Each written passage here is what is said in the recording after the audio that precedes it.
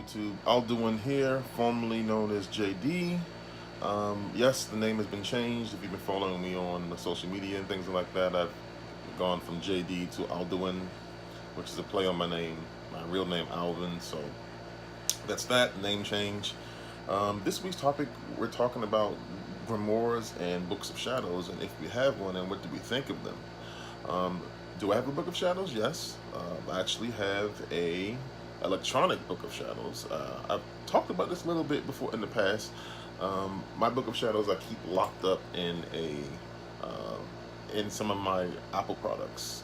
It's password protected, and I guess with the new phones, you'll be, it's kind of protected my face and weird stuff like that, where only I can get into it and my fiance. I've got spells in there, I've got recipes and things. But in the future, I'm going to be moving things to a physical book. And it's one of those really big books that looks a lot like what you see in Charmed. I'm actually planning on getting the stand for the book, but the book was very expensive. It's a leather-bound book with different stones that are like woven into the leather. It's a very, very beautiful book. Right now, I've got it in the room with me, but it's kind of like tucked away. But just to give you guys a quick look, where do I have it? You can see like it's got this leather kind of thing going on here. There's like many pages inside here.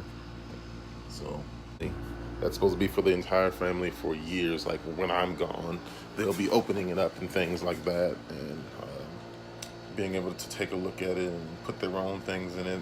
That's like a lineage book as far as I'm concerned. So yeah, I totally agree with having some kind of way to write things down and kind of look at where you've been and where you're going. I think it's very important to be able to kind of compare things. You need to be able to, because you can't keep everything inside of your head, no matter how good your memory is, unless you're like someone with like an eidetic or a photographic memory or something like that. That may work for you, but I think it's very important to write things down, especially for people who don't have a memory as good as yours. Perhaps your family could use a particular spell when you're gone.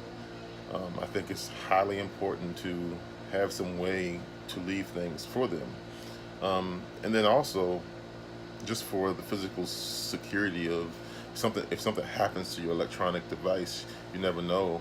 Being able to go to that physical book and recopy everything down could be a lifesaver. I know we live in a digital age. However, there's hackers attacking bank accounts and all kinds of things. Who knows? Wherever you have your electronic book backed up to, who knows? That stuff may not always be there.